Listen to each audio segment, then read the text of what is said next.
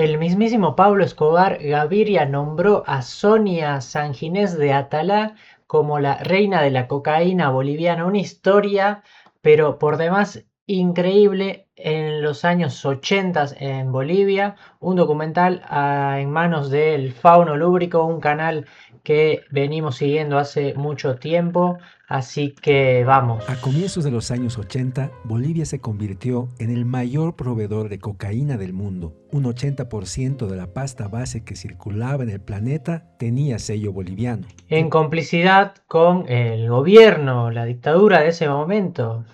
El periódico español El País calculaba en 1981 que los tratos con la mafia internacional de la cocaína dejaba al país 1.600 millones de dólares al año, casi el doble del total de las exportaciones nacionales. Casi la totalidad de este millonario negocio estaba en manos de la corporación, la organización criminal protegida por el gobierno Ahí está Roberto Suárez Gómez, un gran engranaje de esta historia. Y claro, Luis García Mesa, ahí mírenlo. militar de Luis García Mesa. La DEA calculaba entonces que la corporación producía unos 1.000 kilos de pasta básica por mes, con un valor de 5 a 9 millones de dólares. Un kilo de No, eso es mucho más de lo que producía el país en otros ámbitos. ¡Qué increíble! pasta básica oscilaba entonces entre 5.000 y 9.000 dólares y un pequeño avión transportaba alrededor de 500 kilos. Esto quiere decir que por viaje se trasladaba hasta 4 millones y medio de dólares. Muchas fortunas que aún influyen en la economía boliviana se erigieron gracias a este negocio que se convirtió en una pujante industria bajo el control de Luis Arce Gómez. Ministro del Interior, este coronel fue el protector del pequeño grupo de varones de la droga que había financiado el golpe de Estado de Luis García Mesa y que daban vida a la corporación. Roberto Suárez, José Gasser, industrial azucarero, Widen Razuk, exprefecto de Santa Cruz, y Alfredo Cutucci Gutiérrez, expresidente de la Cámara de Comercio de Santa Cruz, formaban parte de la corporación. Y en medio de estos nombres aparecen de Sonia Sanginés de Atalá, la reina boliviana de la cocaína. ¿Por qué no se muestra la cara? Igual debe haber fotos, después buscamos. Desde el cártel de Medellín hasta la mafia italiana, Sanginés de Atalá extendió el negocio de abastecimiento de cocaína de la corporación a niveles nunca antes conocidos en Bolivia. Su fama llegó a tal punto que el propio Pablo Escobar la coronó como la reina de Bolivia con corona de nieve. Lo que mencionamos, la reina de Bolivia con corona de nieve, más gráfico imposible. La vida de Sonia Sanginés de Atalá supera cualquier novela de ficción sobre el narcotráfico latinoamericano. Bella, manipuladora, ambiciosa y de sangre fría, Sanginés de Atalá amasó una fortuna, provocó la muerte de muchos y al final logró embaucar a la propia Drug Enforcement Administration. ¡A la DEA! ¿Cómo hizo? La DEA para deshacerse de sus competidores. Esta es su historia, y con ella la del boom del narcotráfico boliviano, narrada, entre otros, desde la perspectiva y experiencia de un ex agente de la DEA. Bienvenida a las fauces del Fauno Lúbrico. Tome su me gusta, señor. La madrugada del 17 de julio de 1980 se inició el golpe de Estado de Luis García Mesa en contra del gobierno de Lidia Gayler Tejada. Una de las épocas más sanguinarias que vivió Bolivia. Ahora se sabe que esta movida fue apoyada desde Estados Unidos por la CIA y financiada por un poderoso grupo de narcos bolivianos que se sintió amenazado por la decisión del gobierno de apoyar a la DEA en su lucha contra el narcotráfico en Bolivia. Pero ¡qué increíble historia! No puede ser. Mientras Lidia Gayler se acercaba a la DEA, la CIA creía que para su país había una amenaza aún mayor que la droga, el comunismo, que según ellos se estaba apoderando de las esferas del Estado boliviano. Es así que... Claro, desde la narrativa cómo disfrazaban una lucha antidrogas, pero eran ellos mismos los que financiaban y generaban todo el terror en la sociedad.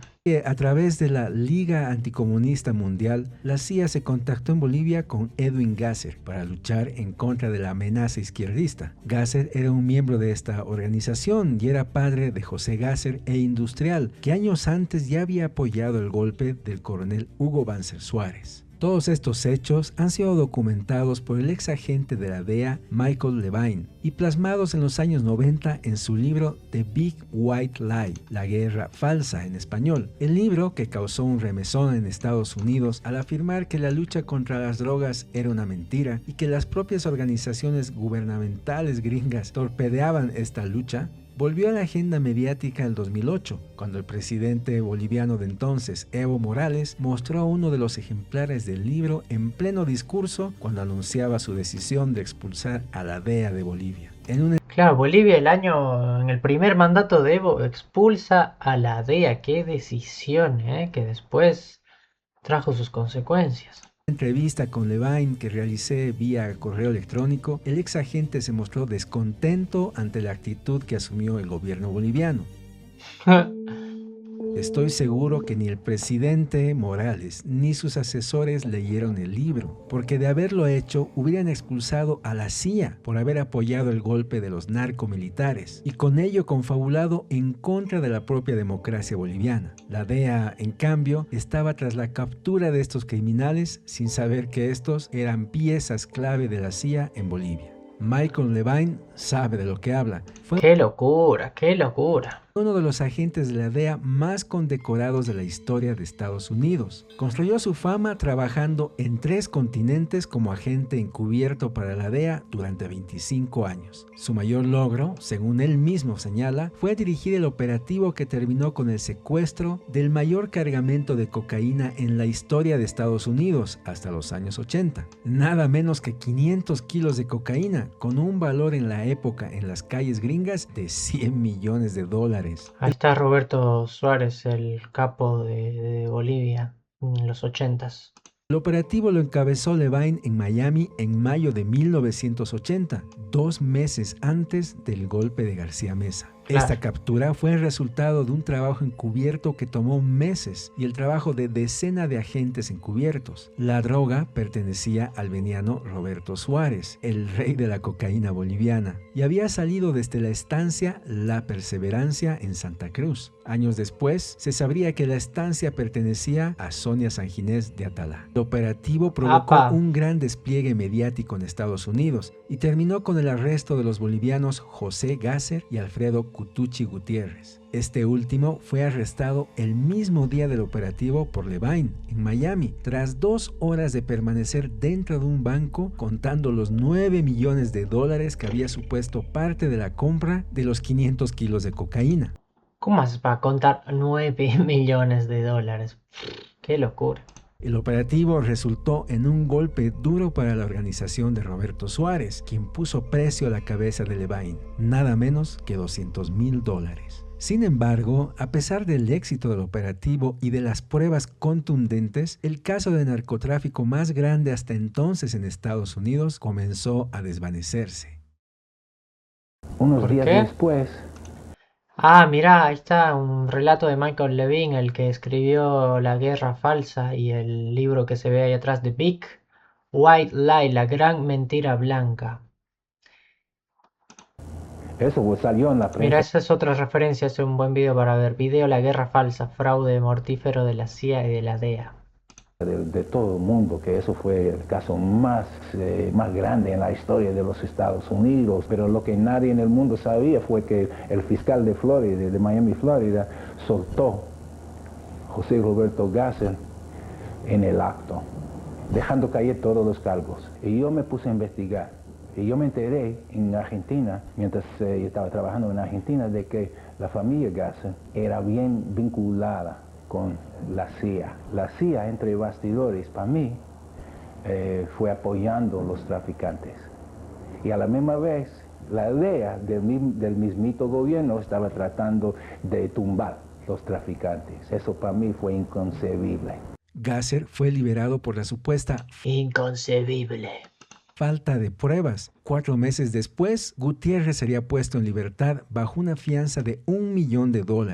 Unos días después, Gutiérrez se sumaría a Gasser en Santa Cruz para apoyar las tareas de la corporación, el brazo criminal del nuevo régimen militar y de sus narcosocios. El caso Suárez había sido cerrado. Años después, Levine confirmaría de que fue la propia CIA la que había movido influencias para liberar a los narcos, para que estos se sumen en su lucha en contra de la izquierda boliviana.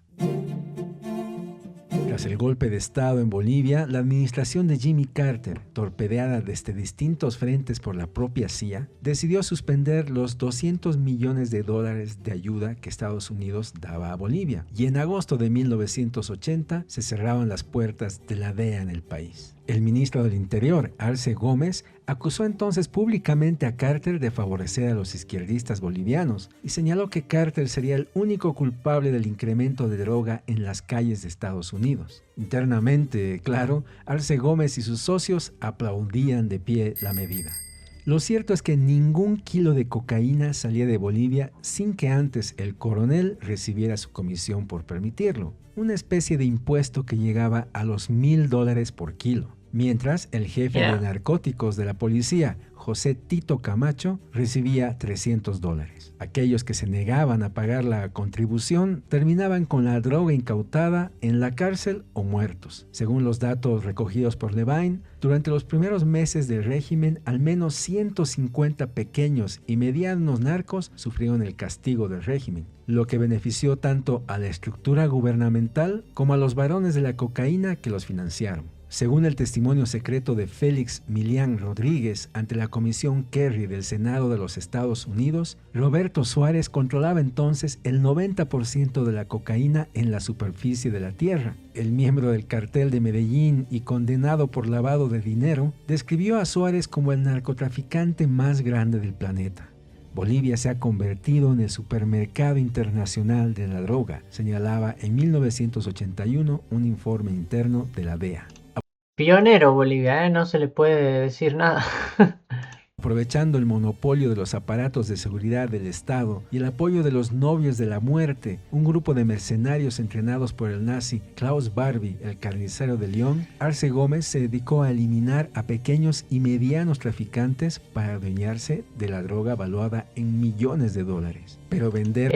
Klaus había trabajado para el gobierno, hacía cara pelada sin ningún tipo de nada. Toda esa producción requería de una persona de confianza y con probadas conexiones en Colombia y en Estados Unidos, país donde la mayoría de los traficantes bolivianos aún temía llegar. Arce Gómez confió esta tarea a Sonia Sanginés de Atalá. Ahí aparece un vínculo directo con Gómez.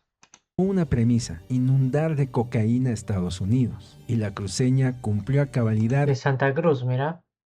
Con esta misión. En 6 meses, Sanginés de Atalá, de 30 años, se convirtió en la principal agente de ventas de la droga gubernamental. Dentro de esta estructura era pieza clave. Ella se encargaba de cerrar tratos con las mafias de Sudamérica, Centroamérica, Europa y Asia. Según un oficial de la DEA, Sanginés de Atalá era dueña del negocio de la droga en el mundo. No solo comerciaba la droga gubernamental, sino que mercantilizaba su propia producción y la cocaína de algunos de los capos bolivianos que no contaban con las conexiones necesarias.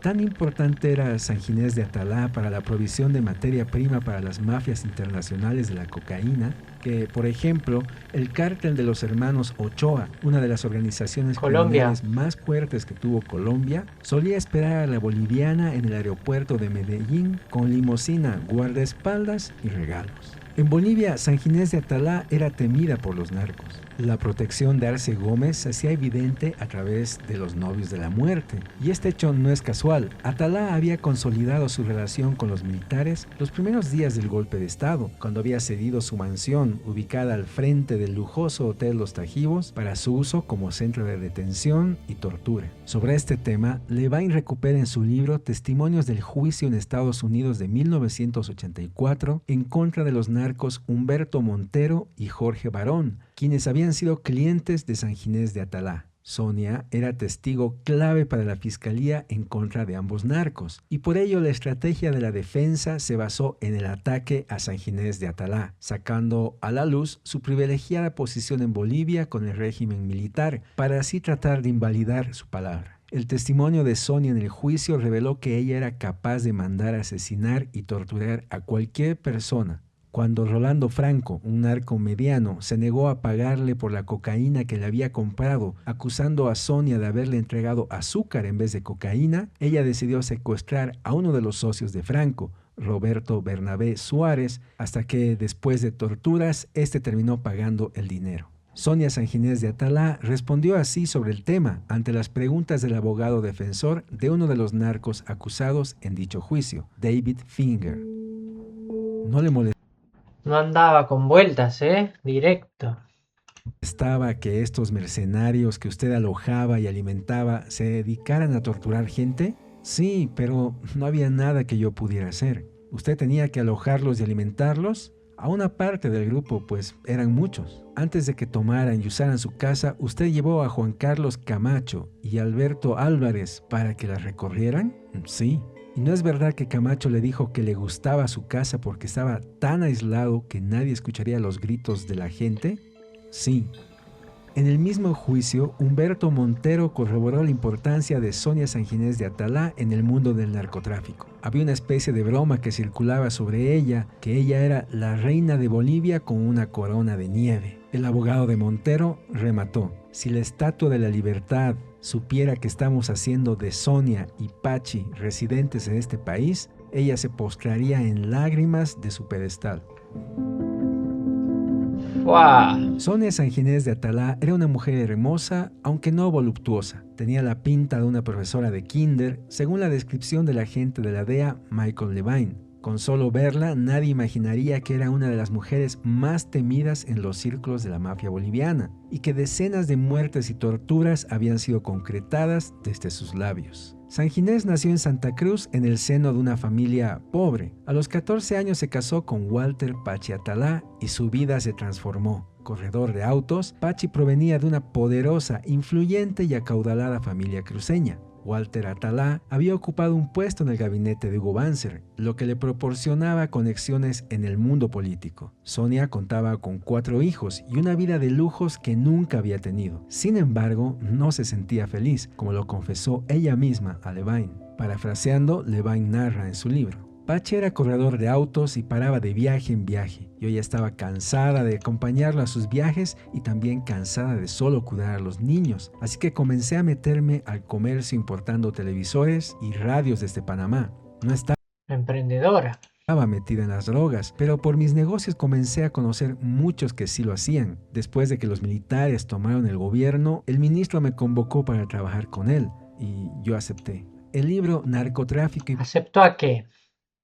Política, Militarismo y Mafia en Bolivia, editado por Latin American Bureau, señala que Sonia fue tomada presa en La Paz en la presidencia de Geyler Tejada. Se la encarceló en la prisión de mujeres, en Obrajes, pero muy En la presidencia de Geyler, eso quiere decir antes de la de Gómez, de García Mesa. Pero ¿por qué delito entonces? Si es que para ese momento no trabajaba con Merca. poco duró su encierro. Sus importantes amigos lograron inmediatamente un certificado médico por medio del cual el juez accedió sin mayores problemas a que fuera trasladada a una clínica desde donde le hicieron fugarse con la mayor facilidad. Sea como fuera, el golpe militar de García Mesa catapultó a Sonia Sanginés de Atalá a encabezar la lista del negocio internacional de la droga. Pero pronto el ministro Arce Gómez comenzó a desconfiar del poder que adquiría Sanginés de Atalá y decidió ponerle un freno. Sonia narraría tiempo después a los agentes de la DEA los sucesos que la llevaron a tocar las puertas de esta agencia norteamericana. Según su relato, temeroso del poder que ella adquiría dentro y fuera de Bolivia, Arce Gómez se propuso sacarla del negocio. Sin que ella lo supiera, Arce Gómez le habría entregado 300 kilos de ¿Lo habrá hecho con éxito? cocaína incautada ya en mal estado, es decir, con menor calidad para su venta en el mercado. El precio total del producto disminuyó hasta un 40%, pero Arce Gómez negó luego este hecho y exigió que Sanginés de Atalá le pagara el valor total, $1.5 millones. Para empeorar la situación, Sanginés de Atalá acababa de cerrar un negocio con uno de los narcos más temidos de Colombia a comienzos de los años 80, Papo Mejía. Este le había entregado en Colombia joyas y un Mercedes-Benz por un valor de 30 kilos de cocaína. Pero cuando 30 kilos igual a un Mercedes-Benz. Sonia entregó las joyas a Arce Gómez para recoger los 30 kilos, el militar le dijo que esas joyas las recibiría como parte del pago por los 300 kilos que ella le debía. Al pasar los días, Mejía, al no escuchar noticias sobre la droga ni sus joyas, prometió matar a Sonia y a toda su familia. Amenazada por todos los flancos, la reina de la cocaína boliviana recurrió a sus contactos para hacer un trato con la DEA. Les entregaría en bandeja de plata a los mayores narcos de América Latina. ¡Upa! ¿Y cómo termina eso? Incluido Arce Gómez, a cambio de protección para ella y su familia. La oferta fue inmediatamente tomada por los agentes de la DEA, conocedores de la importancia de Sonia Sanginés de Atalá en el negocio internacional de la cocaína. Sonia ingresaba así al Witness Protection Program, el programa de protección de testigos, dando vida así a la Operación 1, nombrado así por el juego con el apellido Atalá, Atila, el 1, bueno, creatividad gringa. Pero lo que la DEA me rajaron, ella desconocía era que Sonia Sanginés de Atalá era a su vez un activo de la CIA, al igual que gran parte de los funcionarios del régimen militar. No, qué locura. Con todo, se montó la operación. Durante varios meses, Sonia Sanginés de Atalá desapareció del mapa y luego reapareció en Tucson, Estados Unidos, acompañada de un nuevo socio y con la firme intención de recuperar su privilegiado sitial en el negocio del narcotráfico. Su socio era Michael Levine, quien asumía una vez más su trabajo como agente encubierto. El objetivo era conseguir la Mira vos.